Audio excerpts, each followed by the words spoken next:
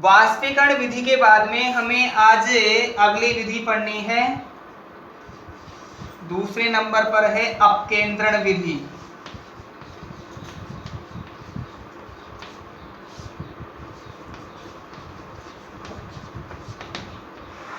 अपकेंद्रण विधि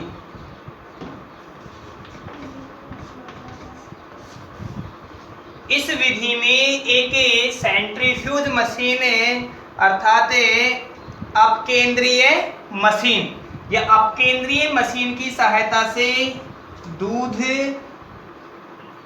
को तेजी से घुमाया जाता है। जब यह तेजी से घूमता है तो उस दौरान इसमें से भारी कण नीचे तली में बैठ जाते हैं और हल्के कण इसकी सतह पर तैरने लग जाते हैं, अर्थात हल्के कण पृथक होकर इसकी सतह पर पहुंच जाते हैं, जिन्हें अलग करने की यह विधि अपकेंद्रण विधि कहलाती है।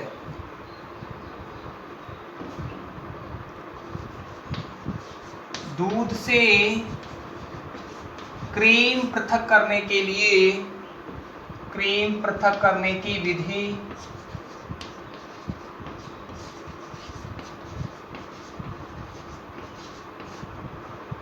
अपकेंद्रण कहलाती है।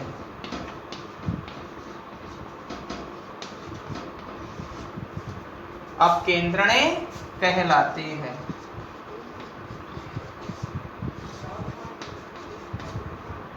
इस विधि में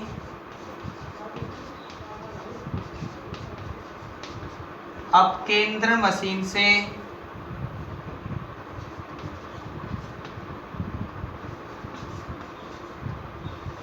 अपकेंद्रीय मशीन से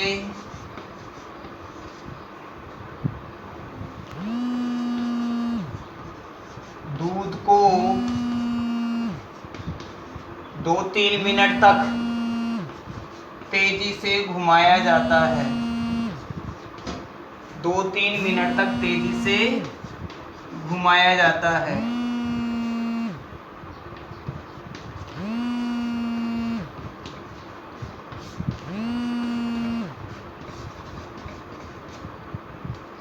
यह अपकेंद्रण मशीन ठीक उसी तरीके से है जैसा हम मधानी की सहायता से दही में से घी और छाछ को अलग करने की प्रक्रिया अपनाते हैं। घी अर्थात वसा हल्की होने के कारण ऊपर आ जाती है और छाछ में कुछ प्रोटीन तथा अन्य कोलाइडल विलयन पाया जाता है। वह कोलाइडल विलयन भारी होने के कारण नीचे तली में चला जाता है, अर्थात छाछ, इसका अर्थ है छाछ भारी होती है और घी छाछ से हल्का होता है। घी हल्का होने के कारण ही छाछ की सतह पर तैरने लग जाता है। तेजी से घुमाया जाता है। इस विधि में हल्के कण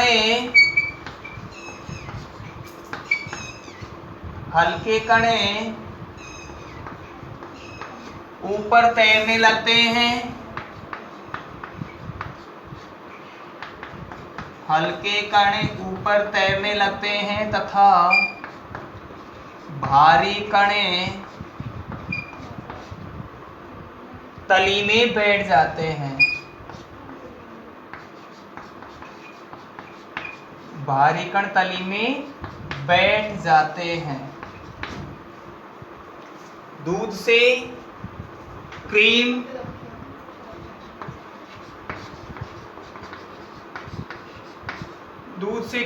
इसी विधि द्वारा पृथक की जाती है। इसी विधि द्वारा पृथक की जाती है।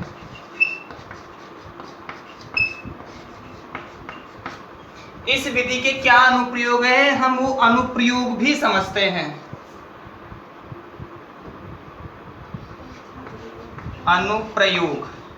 अनुप्रयोग एक तरह से उसके उपयोग ही होते हैं। अनुप्रयोग नंबर 1, रक्त के नमूने जांचने में जब हमें मलेरिया या कुछ ऐसा ही कोई रोग उत्पन्न हो जाता है या शरीर में खून की कमी हो जाती है तो उस समय हम डॉक्टर को दिखाने के लिए जाते हैं तो सिरिंज की सहायता से कुछ 2 ml या 5 ml रक्त निकाल लेता है। उस रक्त को एक छोटी सी प्लास्टिक की डिबिया में बिल्कुल टाइट करके बंद कर देता है, जिसे कि लगातार घूमने वाली मशीन पर रख देता है। उस घूमने वाली मशीन पर हमारा रक्त लगातार घूमता रहता है। इस प्रक्रिया में रक्त में उपस्थित प्लाज्मा और अन्य आरबीसी, डब्ल्यूबीसी आदि अलग हो जाती है। इस तकनीक की सहायता से हमारे शरीर में मौजूद विभिन्न प्रकार के पदार्थों की सांद्रता, विभिन्न पदार्थों की मात्रा आदि ज्ञात कर ली जाती है। डॉक्टर उसे रक्त के नमूने में उपस्थित आरबीसी यानी red blood corpuscles, WBC white blood corpuscles, RBC लाल रक्त कणिकाएं होती है, डब्ल्यूबीसी श्वेत रुधिर कणिकाएं होती है, और एक होता है प्लाज्मा। तो उस सब की जांच करके और हमें बताता है कि वास्तव में हमें क्या उपयोग में लेना चाहिए, कौन सी चीज का हमें ज्यादा उपयोग करना चाहिए रक्त के नमूने जांचने में। नंबर 2, दूध से क्रीम पृथक करने में।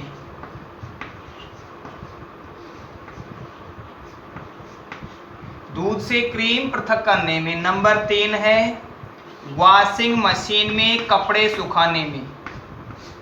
वॉशिंग मशीन जो कपड़े सुखाती है वो इसी तकनीक पर सुखाती है। वॉशिंग मशीन में कपड़े सुखाने में।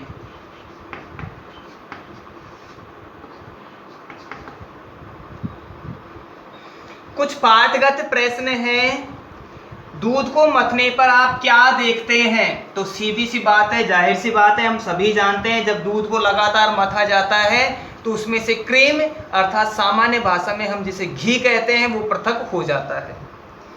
दूध में से क्रीम का पृथक्करण कैसे करते हैं? तो दूध में से क्रीम का पृथक्करण अपकेंद्रण विधि द्वारा ही किया जाता है। अगली विधि हम पढ़ेंगे अघुलनशील द्रवों को पृथक करने के लिए। अघुलनशील द्रवों को पृथक करने के लिए स्टॉप कार्क विधि का प्रयोग किया जाता है।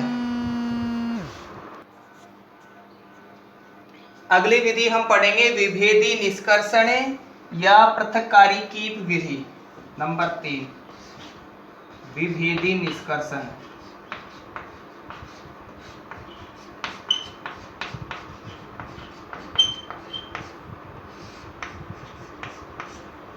या पृथक्कारी कीप विधि।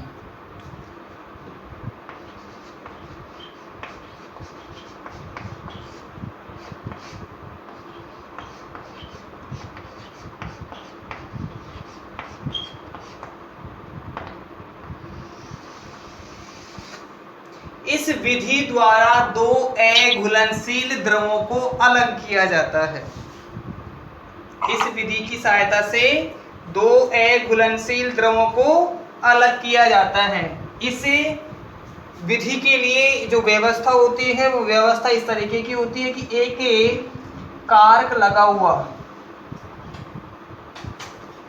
लगभग इस तरीके से एक सपाट सा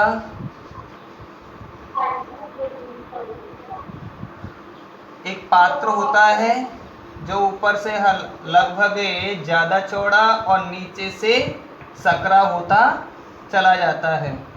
इसके यहाँ वाले पोर्शन में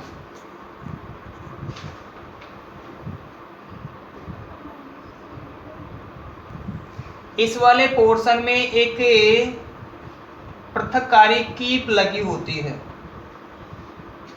यह कीप ठीक उसी तरीके से है पृथक्कारी कीप, जहां जैसे हमें किसी टैंक में एक नली लगा रखी हो और नली की सहायता से हम उसमें जल के आवागमन को कम भी कर सकें और बढ़ा भी सकें, या फिर जब हमें आवश्यकता हो उस दौरान हम जल के प्रभाव को उसमें से नियंत्रित भी कर सकें।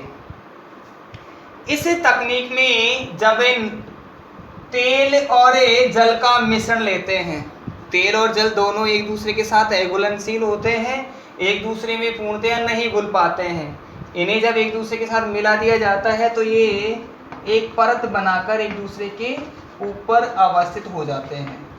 नीचे की तली में जल पाया जाता है जो कि ज़्यादा भारी होने के कारण नीचे बैठ जाता है, अर्थात नीचे एक सतह बना लेता है और इसके ऊपर मिलेगा हमें तेल। तेल का घनत्व कम होने के कारण यह जल की सतह पर तैरने लगता है। इसे हम बता देंगे कि ये वास्तव में ये परत है तेल की और ये वाली परत जल की। दोनों के बीच में ये वाली जो परत है, इस परत के नीचे जल होगा और परत के ऊपर वाले भाग में तेल होगा। अब यह तेल चाहे केरोसिन हो सकता है या कोई पेट्रोलियम अन्य पदार्थ होगा। यहाँ से इसे बिल्कुल बंद कर देते हैं। किसी अवरोधक की सहायता से हम इसे आसानी से कहीं स्थान ऊंचे किसी खूंटी से लगा सकते हैं या किसी कील में लगाकर भी इसे टांगा जा सकता है। जब ये दोनों मिश्रणों का स्तर अलग अलग होने लगता है, स्पष्ट दिखने लगता है, तो हम स्टॉप कार को यहाँ से चालू कर देते हैं। जैसे स्टॉप कार को चालू करते हैं, इसमें से जल निकलना प्रारंभ हो जाता है।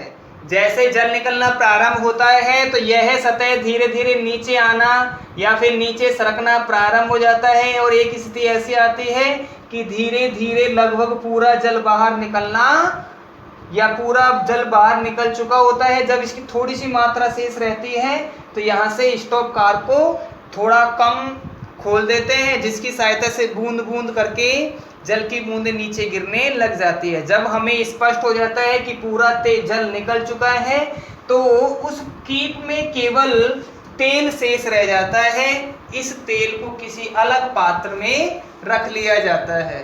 इस प्रकार हमें दो अघुलनशील द्रवों अर्थात तेल व जल को अलग कर सकते हैं। तो इसमें लिखी इस विधि द्वारा, पहले इसमें यहाँ ये भी लगा दूं कि स्टॉप कारक है।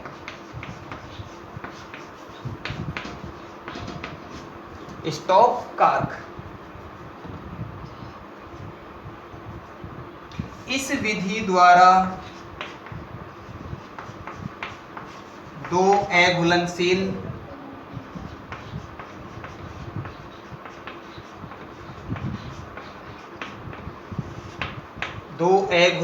द्रवों तेल व जल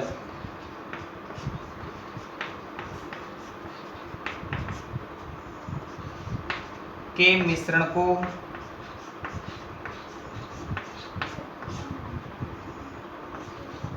पृथक किया जा सकता है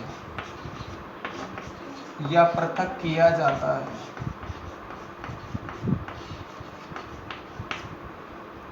इस विधि में एक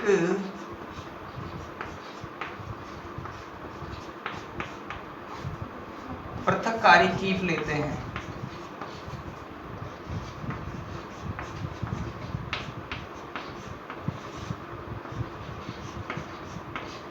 इस विधि में एक पृथककारी कीप लेते हैं या पृथककारी कीप में तेल व जल का मिश्रण लेते हैं।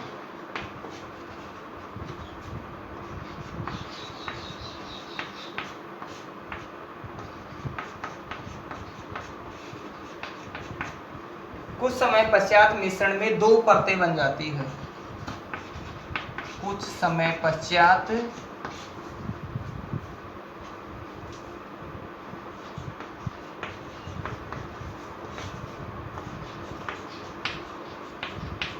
मिश्रण दो परतों में बट जाता है।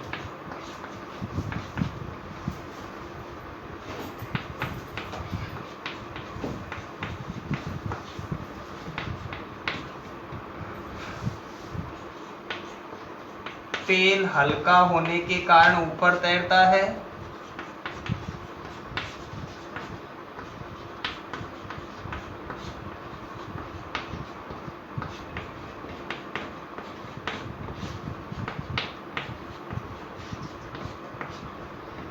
तथा जल भारी होने के कारण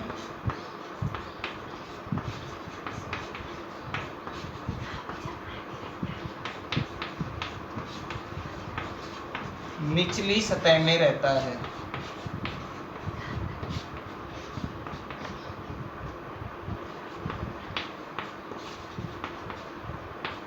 अब स्टॉप कार को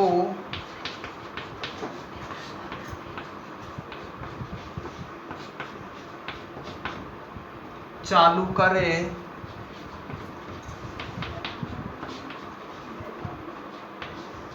देते हैं, जिससे जल बाहर आने लगता है।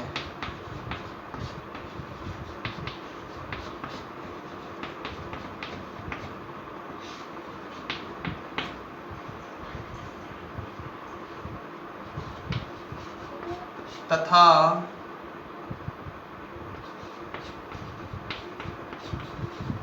तेल का स्तर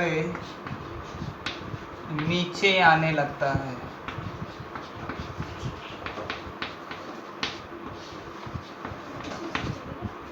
जब पूरा जल बाहर निकल जाता है तो स्टॉप कार को बंद कर देते हैं। जब पूरा जल बाहर निकल जाता है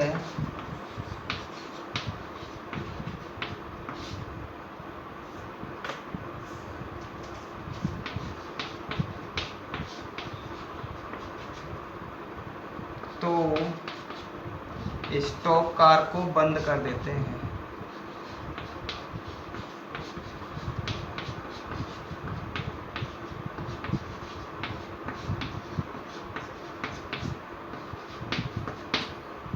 इस प्रकार पात्र में केवल तेल बच जाता है।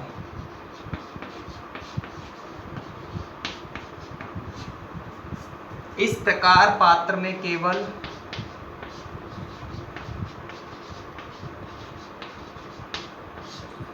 तेल बच जाता है।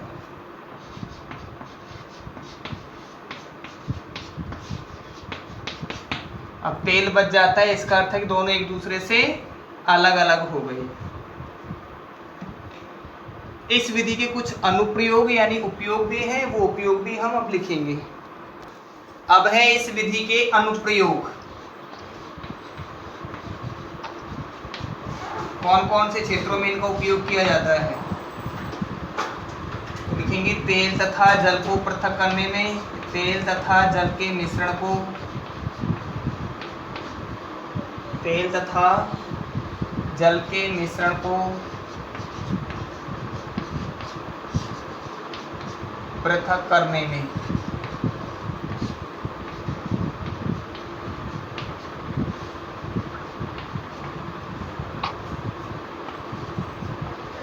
दूसरा अनुप्रयोग होगा धातुओं को धातु शोधन के दौरान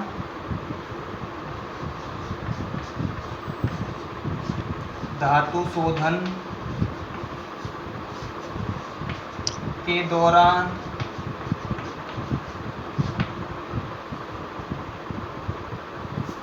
धातु मल को हटाने में, धातु शोधन के दौरान धातु मल को हटाने में।